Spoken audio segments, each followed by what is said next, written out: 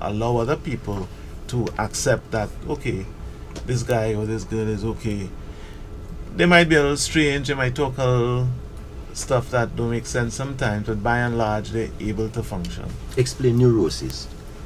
Neurosis is in the same way that I said that psychosis is where someone is unable to engage with reality. In neurosis, people don't have that problem, so they are able to engage with reality, but that engagement with reality makes them very worried, makes them very nervous, makes them very anxious, or makes them function again in a way that interferes with their ability to collaborate or be effective partners in the social process. So that, for example, if somebody is worried about their boss and the way their boss treats them, or they're worried about losing their job, or they're worried about the budget tomorrow, and they can't sleep tonight, they can't go to work tomorrow, it would mean that they have a neurotic illness, meaning that the budget is real, it's going to be delivered tomorrow, but if it interferes with your sleep to the point where you can't go to work, it means you've become neurotic. Alright, I just wanted to switch focus a little bit, because as it just occurred to me, I don't know, I'm not sure if it was discussed earlier on the program, but how did marijuana come to be lumped together with other drugs like cocaine and heroin? Because as we were talking off mic, it has had a very integral part in human existence for many, many years. So at what point did it become a dangerous drug? And you have any ideas as to why that happened? Looking at the history of it, is we short term you might think about America and about 1890 years or so, but it went far back, way back to all things like the Inquisition, because this drug grow in Asia, is India and like the steppes of Russia and those places. It alien to the New World and to Africa and so on, to Europe. So those people were using it for a long time, especially they wasn't smoking it, because the smoking thing only come when Cristobal and them come over here and see the Indians smoking tobacco and then carry it back, right? Because so you're used to it used to be the Ash Island thing, right? And people eating it and make it in all kind of thing to eat and drink. I'll probably even try to vaporize in a communal form. And I was reading a thing where when the Arabs carried it to Africa, North Africa, and then down the east coast of Africa from about 2-3 century AD. Take a long time to get into the interior. And but once it came along, people used to start to substitute it for alcohol. All right, so like in the Arab countries where they can drink rum, they use a lot of the marijuana, the ashes and the ash island thing like that to get the effect. So when this happen and Europeans come and see these people taking the thing, you see plenty of literature writing, oh, when they smoke this thing, they come like beasts and they space out and they different things. So the church now from earlier clock started to pass laws against it, because it became there was a papal bull saying that cannabis is a drug for witchcraft and sorcery, and you even had formula as how the witch use it in order to fly on the broom. You understand what I mean? So they banish it, and if you had it, you could have been burned or quartered as a sorcerer or a witch, right? So the persecution of this thing going back from long time, and it always based on ignorance, right, of what's happening. Now in fairly modern day time now, is a bigger conspiracy than just there was, like for instance 100 years ago, hemp they were using for make rope and all them things was a big industry, right? Paper and all kind of things. Now we believe, well, some people believe that even in America it was being used, but the psychotropic effect was unknown, right? It wasn't known. So it was, coming in from the people from Mexico and even, Africans who know about this thing from, when they Yes. come across with it are from the So Caribbean. I've read where the Constitution, the U.S. Constitution, is actually written on hemp paper. I've read that. Yeah, but there's conspiracy theories saying that because this thing is so good and used for so much, big business. There's actually a documentary with DuPont Corporation and thing and so. I mean, they didn't want this to be competition for their synthetic things, the plastics and oil industry and all that thing. So I believe that big pressure from big industry was to cramp this thing in order for our products to be everywhere. You understand? And it probably could translate over into things like Coca-Cola and all them things where we know in the past had coke inside it. So you know what, your competition, and usually places where marijuana become decriminalized, people use less alcohol. Right, so this is one of the benefits I use if this thing become decriminalized, that people can take the little they need, they drink less alcohol, and that manifests itself in plenty things, less car accident, less domestic violence, less all kind of things that alcohol causes. And So Wow. go ahead. So I think in another way is also a kind of battle between the East and the West, because as Dr. Pottinger was saying, where marijuana or cannabis was initially grown in the Himalayas and places like that, it was used in those times as something for meditation and for social communion, and also for communicating with the gods and the powers that they felt influenced them. Let's start with Rastafari. No.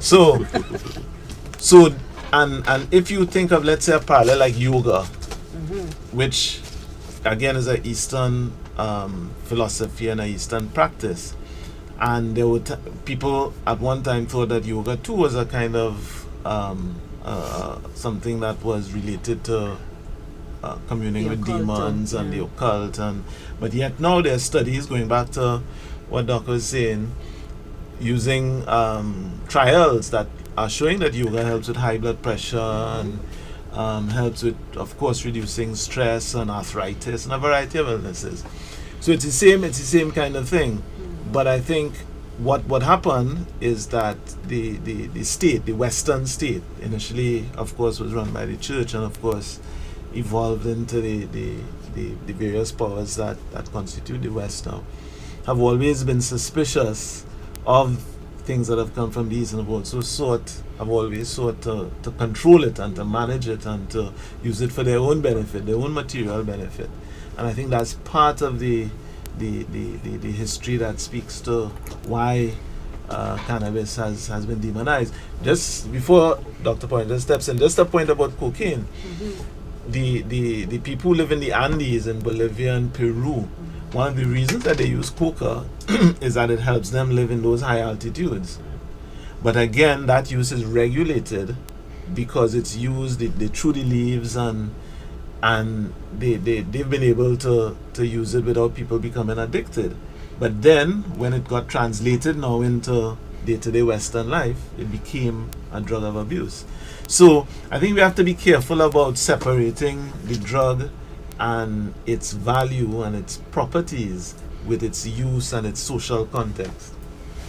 Yeah, and the recent prohibition of marijuana, especially from the US, is tied up with racism and xenophobia. You see, because it's like when you had like the gold rush in America, and you had a lot of people from China came in as indentured servants, and they came now and was with the opium, right? So it was like every Chinaman is a opium addict, and him going want to rape off the white women and this and that and thing, right? And so that stigma remain, because if you check in the play with chat, opium man is a Chinaman. Exactly. So you see, there was a lot of racism and discrimination against the Chinese, and then after that was the wave. Now, after that pass out, the next set of indentured people was mainly from India, right? And you had the slaves from long time, and these people were using the marijuana, because the people from India use the thing is a everyday thing. Meditation, communal thing is food, is everything them was using it for, right? And they come now and they want the thing. So you find, oh, you know, them people when they use this, they space out, they're lazy now, they're not working, and da da da da da. So it was a means of saying, let's just keep them Chinese people, yellow people, and black people in them place by, you know, restricting this thing. And you know, they must jump when we want them to jump, not being mellow and cool and want to relax after them smoke marijuana. Plus the usual thing again, especially with the black people, if you smoke marijuana, you're going to want to rape white women. This is true. This is true. And that leads me to my next question, which is a little more difficult in the sense of what we were speaking about earlier in terms of the THC content and the CBD content. How do you regulate a product like marijuana without manipulating those variables in the plant itself? Or how do you have to license people to grow it? Do you allow people to grow it on their own? Given the regulation that exists now with alcohol, do you think that marijuana decriminalization or legalization will have to imbue those same sorts of restrictions? There will have to be some kind of control, because you see, we're talking about medical use and recreational use, right? So the recreational use is basically for the THC, right? So that will always be and that is the one we could tie up with psychosis if you're too young and whatever, right? So I think everywhere across the globe now where they're decriminalizing the thing, like we mentioned last week about Portugal, it is a restricted amount, right? So like in Portugal you could have 10 days supply. If you look on the chart, you have different states in America. You might can grow 6 plants in your backyard, you could have this amount of grams, so, right? Restricted. When it comes to the medical marijuana now, most of those that are being bred now is to reduce the amount of THC, so you don't have too much of the psychotropic effect. Although some of the effect of THC, because THC is also a potent anti-emetic and analgesic and things like that.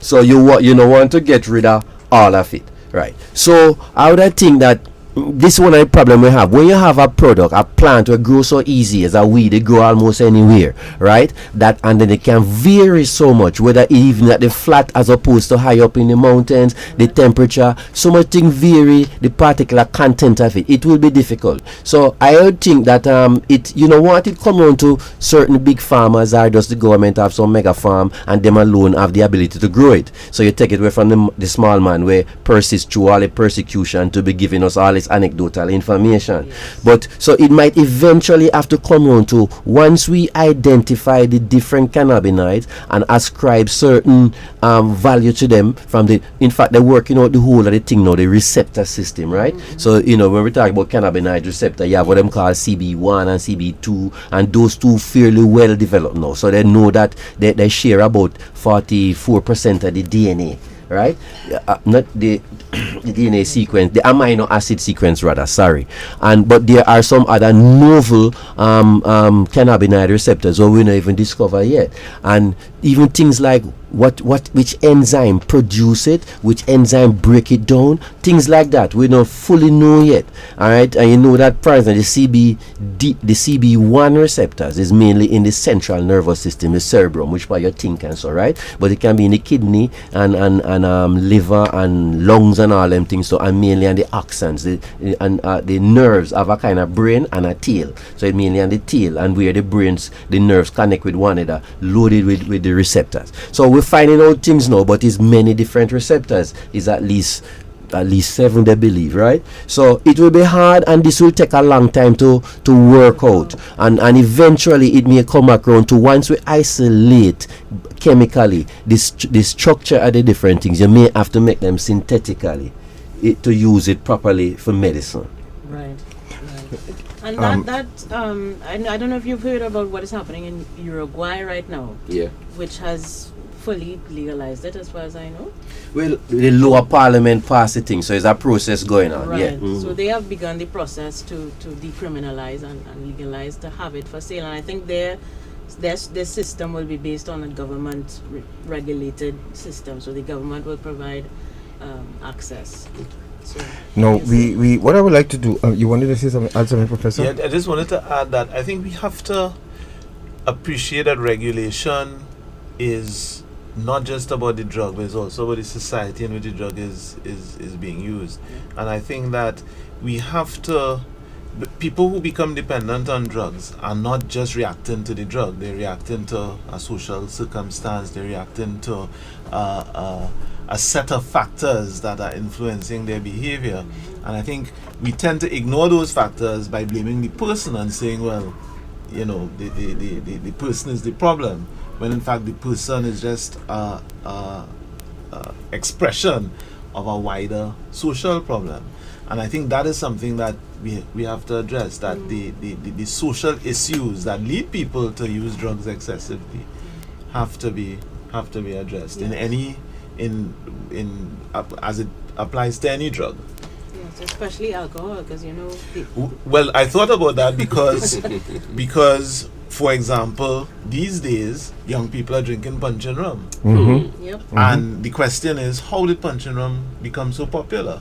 And I think one of the answers is that it is a reaction to what is happening in their lives, in their social lives, and looking at the issues that are rising out of looking at the way politicians behave, and you know, all the factors, the global stressors and all of these things. So in other words, the punching was there all the time, but now you have young people, it's almost become a drug. It's a style now for you know, where somebody told me they were shocked to see punching in an all-inclusive fete and people going and asking for it. So it means that the society has shifted to make punching attractive. Is it? And I want to ask you this. Now that you mentioned that, we spoke about the early use of drugs. Now, it is quite a fact that a lot of primary school young children, students, are using marijuana already. Some of them even before they're 18, they're using. So, are we going to see a generation already suffering from that psychosis we spoke about and the neurosis? Well, I think that does it answer why they have so many fights in schools and all that? Well, I think there are two ways to look at that. On one hand, the positive way is that if it's regulated, as Dr. Pollinger was saying, and be able to grow or facilitate the growth of a kind of marijuana that is low in THC, then it should have a positive effect. Because now in this unregulated environment, people will grow whatever they want, and as we said, that the kind of cannabis that's high in THC is dangerous and therefore more likely to cause problems. So that's on one hand. On the other hand, we have to look at why so many primary school children are smoking cannabis. What is the problem? Is it lack of supervision? Is it stress? Is it chaotic homes and chaotic home environments? Is it exposure to violence and all these factors? Is it influence from the internet or cable TV, or so it's all these factors that we have to look at, and that's what I'm saying, that regulation is not just about the drug. We have to address the social issues as well. Now, before we take a break, and I want Dr. Pottinger, who again worked with a lot of information, to share that, and I don't want him to walk away without giving us what he collated again for this Sunday. But this talking to Jesus thing, now let's deal with that for a minute, because you see, is there a difference between being inspired after? Okay, I came up with the idea for independency, but as I said, I walk it. Just one day I was asking God, so what is my purpose on earth? Because it's I'm just roaming the planet, and I need to settle down and get focused and see and do something. And then walking down Flatbush, I get this idea for independency and call Natasha. Now, is there a difference between inspired by your situation and praying and getting an answer immediately and say, well, I talk to God and God tell me to do this? Because for some people it sounds weird. You kind of watch a man strange and say, I talked to God this morning and he tell me, look, to leave my job and go and walk from San Fernando to Port of Spain, spreading the word. we kind of look at people strange, and it could even hamper in the discussion of even decriminalizing, because they say, you see, he smoke marijuana and watch God talking to him. Explain that for me, please. Well, again, as inspiration, creativity, all those things are one of the reasons that in a sense madness survives, because as you said, the ideas that come into your head, or when you pray they come into your head, might cause you to make great discoveries or make great leaps in terms of the way people live. So the two words that we use are adaptive and maladaptive.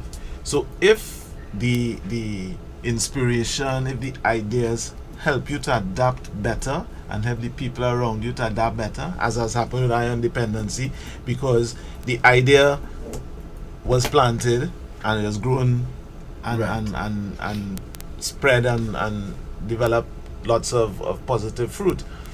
So that's an adaptive idea. Okay. If it was maladaptive and it never took root, nobody took it on, people demonized you for it, and it caused your life then to become an endless pit of suffering, then it would have been maladaptive. And then you would have had to know it might not have been the idea, you might have had to shift it to something else and call it something else. But the point is, it would have told you that, look, there's something not quite right here. Let me shift it, let me try and change it, let me go back to God and ask him again for him to tell me, well, how to shift this so that it will become better, so that it would change them from maladaptive to adaptive. Now the difference is the person who has a mental illness would not be able to do that. Right. And they would just continue to walk up and down from San Fernando to Port of Spain and not realize that their life has become much worse because of it as against much better. All right, we're going to take that quick break and come back, and then we let Dr. Pottinger share with you what he has to do, and then some people quarrel us for not opening up the lines earlier, so we're going to do that this time. So we're going to get your questions in, any questions you may have for the professionals in studio here. You're listening to Independency on Talk City 91.1 FM. We'll be back.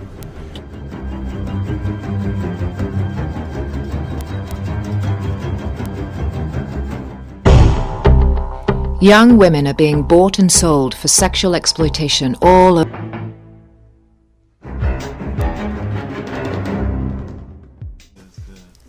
Welcome back to Our Independency. Now we are going to unleash Dr. Pottinger on you.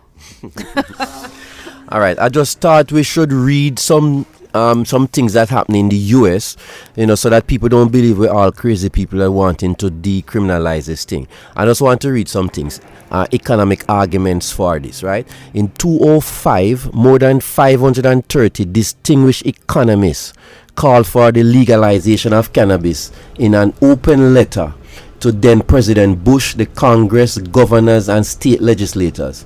The endorsers include conservative economists, they call in names, and 2 Nobel Prize winners.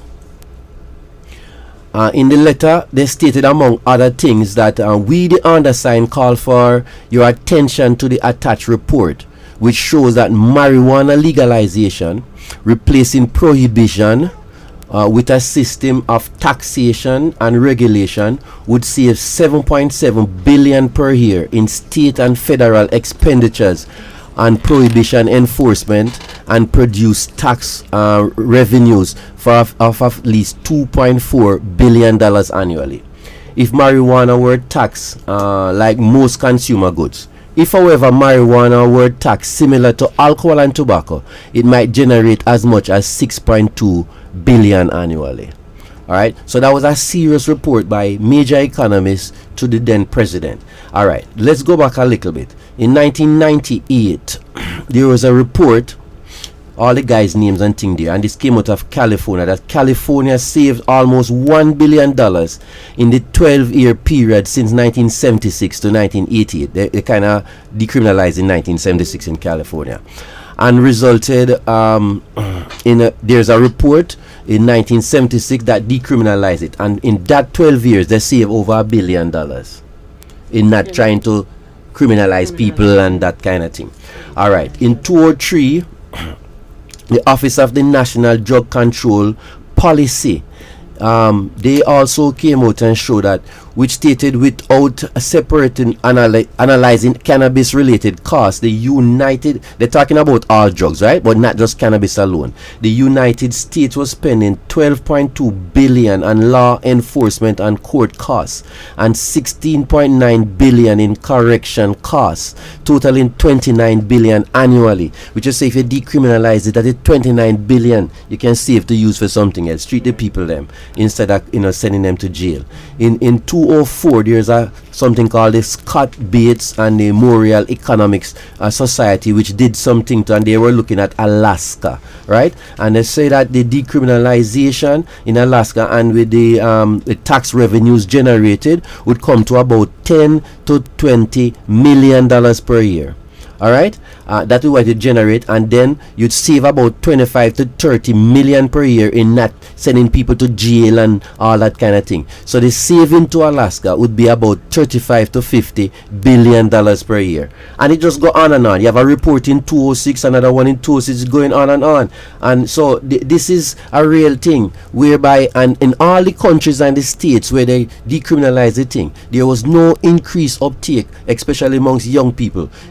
People who mainly want to use it more is from 40 to 90 years because they have backache and they have multiple sclerosis and they have cancer. It's mainly medical use, so the recreational use never go up. And I said they're seeing this phenomenon that when people could get the cannabis freely, mix up with all of the criminal element thing and so on. So all that thing we were talking about last week about this gateway theory has proven not to be true. Is when you mix up with the other people now, because you have to be hiding, then they kind of season up your thing and then introduce you to other things.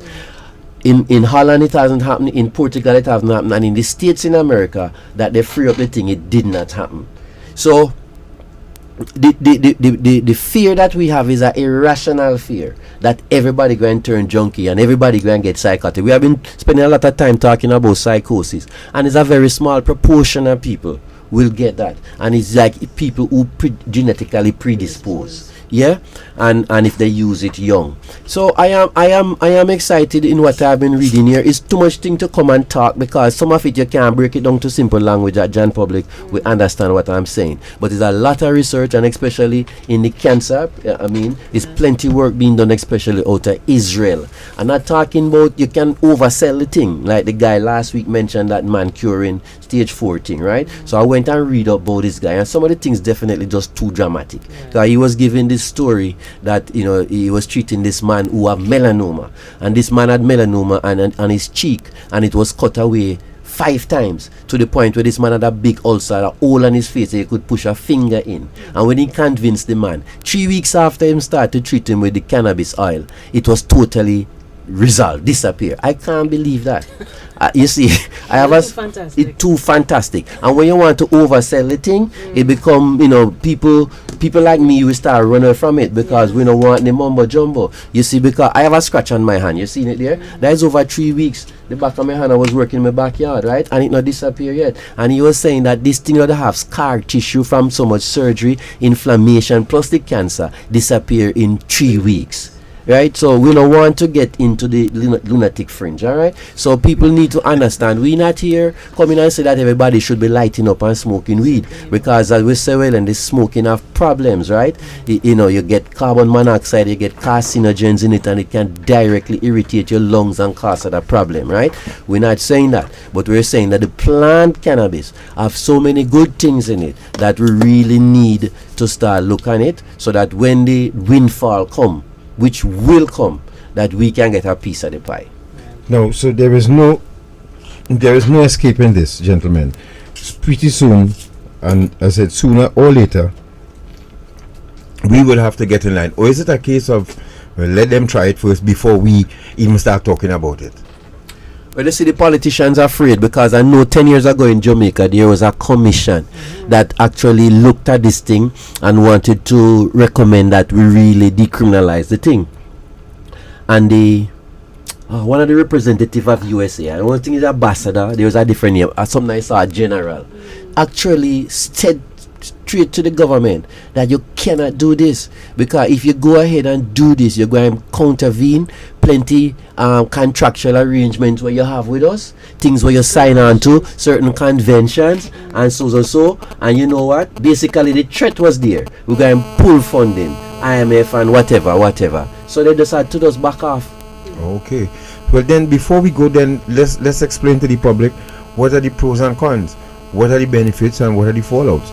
If financially our country could benefit from this, because one expert was saying to Jamaica, listen, we spending a whole heap of money here on and we could put this money into other use if we generate, the decriminalizing of the drug.